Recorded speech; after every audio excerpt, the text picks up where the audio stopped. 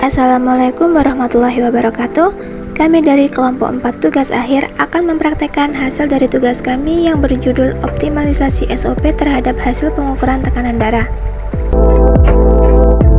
Saya Vinanda Unzli Ilmiah dan rekan saya Zawa Amelia Turmalin akan menampilkan hasil kami.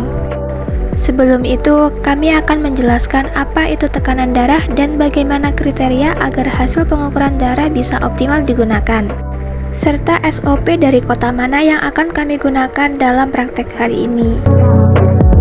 Tekanan darah merupakan tekanan yang dihasilkan pada dinding arteri ketika darah tersebut dipompa oleh jantung ke seluruh tubuh.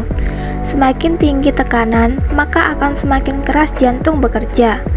Pengukuran tekanan darah kerap digunakan sebagai salah satu pemeriksaan dasar sebelum ditentukannya diagnosa. Maka dari itu, hasil tekanan darah haruslah optimal agar diagnosa yang ditentukan dapat efektif.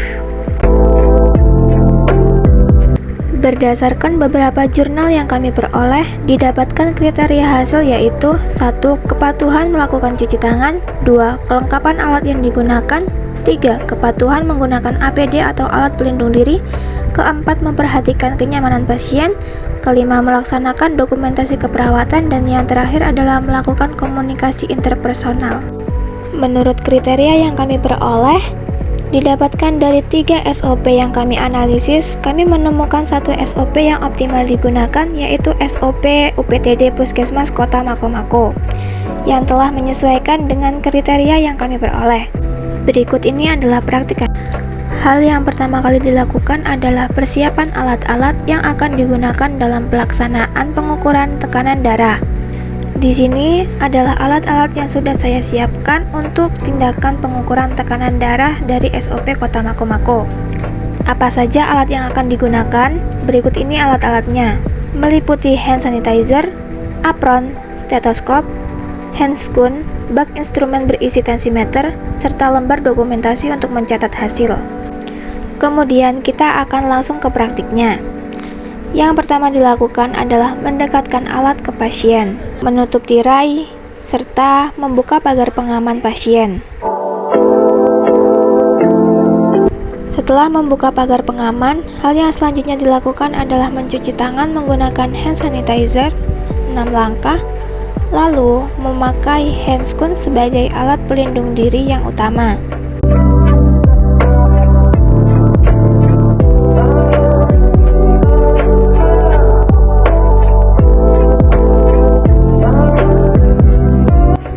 Alat pelindung diri selanjutnya yang digunakan adalah apron. Setelah apron, hal yang perlu dilakukan dalam memakai alat pelindung diri adalah selalu memakai masker. Yang selanjutnya dilakukan adalah berkomunikasi kepada pasien mengenai tindakan yang akan dilakukan dan meminta izin. Baiknya, penjelasan yang disampaikan haruslah efektif dan mudah dipahami oleh pasien. Lalu meminta izin untuk mengatur posisi senyaman mungkin, rentangkan tangan pasien, dan gulung lengan baju. Serta mengukur 3 jari di atas nadi brachialis untuk menentukan posisi. Mulailah memasang manset secara perlahan tanpa mengganggu kenyamanan dari pasien. Jangan terlalu rapat atau kendor saat memasang manset agar dapat dimasuki oleh stetoskop di bagian nadi brachialis.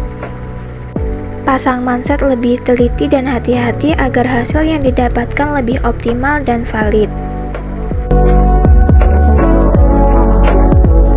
Setelah memasang manset dengan hati-hati, hal yang selanjutnya dilakukan adalah memasang stetoskop pada nadi brachialis pasien di atas 3 jari yang tadi ditentukan.